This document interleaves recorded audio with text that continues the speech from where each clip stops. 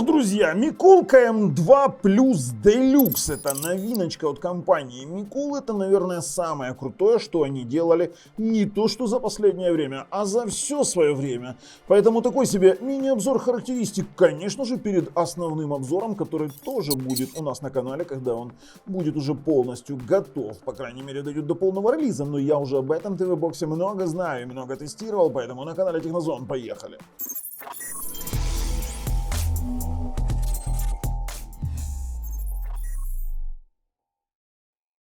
Вообще, конечно, мы начнем с Микулка М2, который стоит на текущий момент 42 бакса. Это даже дешевле, чем $50.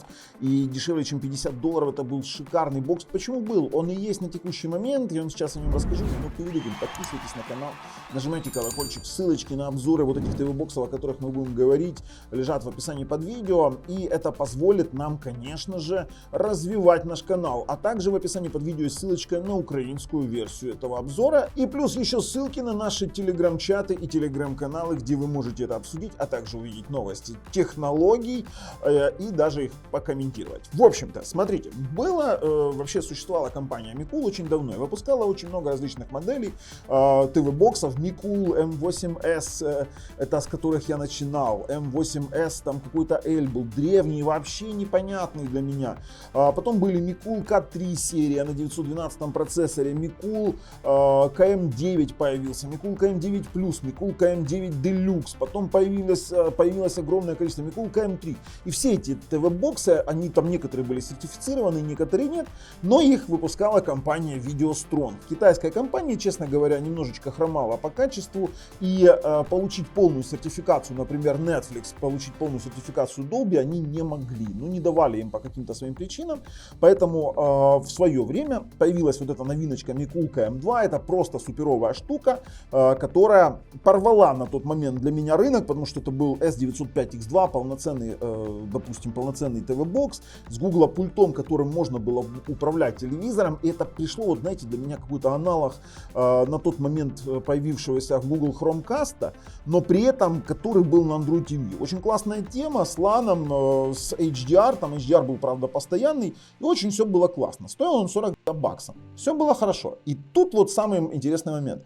Вот этот ТВ-бокс был первый ТВ-бокс, который компания Mikul выпустила на базе завода Skyward. А Skyward это совсем другое качество, совсем другие ТВ-боксы. И там уже сертификация Netflix, Dolby Audio, Chromecast встроенный, все отлично работало.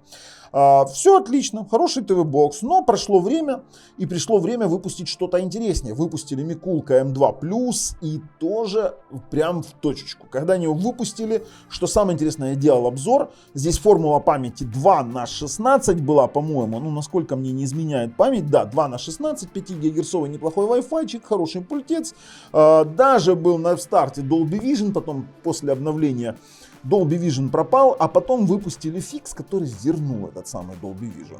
И при этом приставка настолько интересная, то есть ее начали рекомендовать мои подписчики другим подписчикам в качестве альтернативы, например, того же самого Mi Box, в качестве альтернативы там каких-то моментов. И вот все это было хорошо, с поддержкой HDR, с поддержкой Dolby, Atmos, все круто. Но прошло опять же время, это тот же самый Skyward, прошло время и появился вот буквально на днях суперовый ТВ-бокс. Вот этот вот обзор на этот ТВ-бокс можете посмотреть. Появился суперовый ТВ-бокс, это Микулка М2 Plus Deluxe. Вообще он сейчас на момент съемки этого видео в предрелизе. Я вам могу показать его там на картинках. Вот он такой вот красивый, с таким обалденно шикарным пультом. И тут у нас есть интересная вещь. Сразу с самого вкусного. Wi-Fi 6. 1000 мегабитный LAN. Что для Микула это вообще нонс. 1000 мегабит LAN. Формула памяти 4×32, вдумайтесь. Теперь, дизайнчик, конечно же, наличие USB портов, если там сравнивать с Mi Box, то, у нас еще будет, конечно же, батл, сравнение и все остальное. Если сравнивать с Mi Box, это небо и земля. И плюс здесь у нас есть Dolby Vision и Dolby Atmos, плюс HDR10, HDR10+, HLG.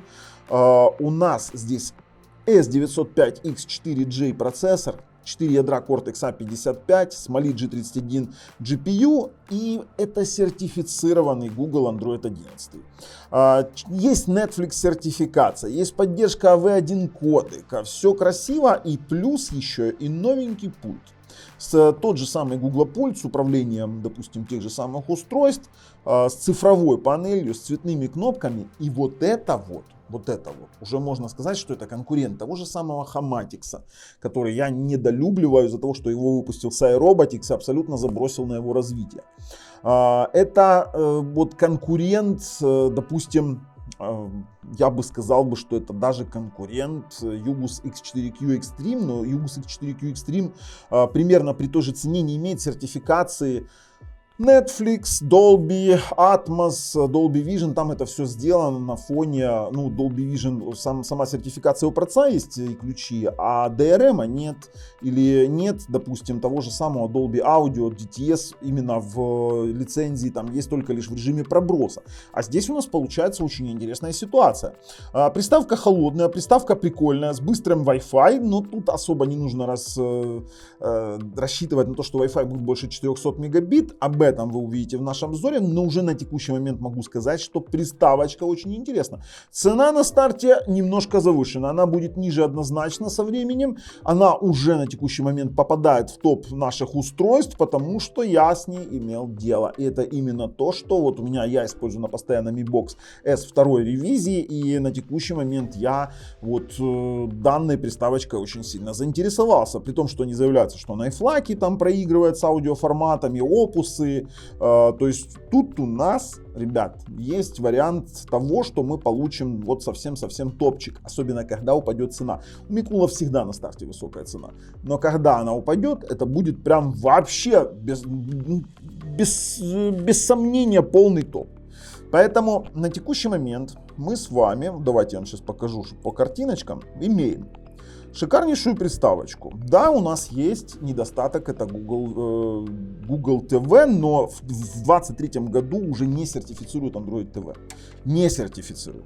У нас есть Chromecast, есть Dolby Vision, Dolby Atmos, есть Netflix, как они показывают. И знаете, что тут очень прикольно? Я вам сейчас покажу одну картинку. Ну, тут они там показывают про Dolby Vision, Dolby Atmos, про Wi-Fi 6, 1000 мегабитный LAN. И тут вот такая вот штука есть. Устройство умного дома. Эта штука может управлять, работать как хаб. Смотрите. Вы можете сделать с вашим ТВ, вы можете сделать на вашем телевизоре больше с вашим голосом, нажав на Google Ассистент и просто-напросто искать быстро фильмы, получать рекомендации, получать ответы на вопросы и контролировать устройство умного дома и очень много чего еще. В этом и есть преимущество, допустим, того же самого Google TV перед Android TV. У вас получается, он работает как не хаб, а именно вот как взаимодействие, да, там, то есть хаб сам по себе, он не как хаб работает, но мы уже с вами имеем, да, вот как пример, там, включи свет или поставь температуру 22 градуса.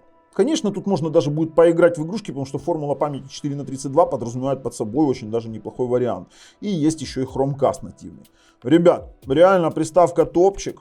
Ждем обзор, но уже на текущий момент мои рекомендации есть. И вот это достойное продолжение серии от компании Micool, ну или Skyward. Ну а с вами был Bubble на канале Технозон. Пока.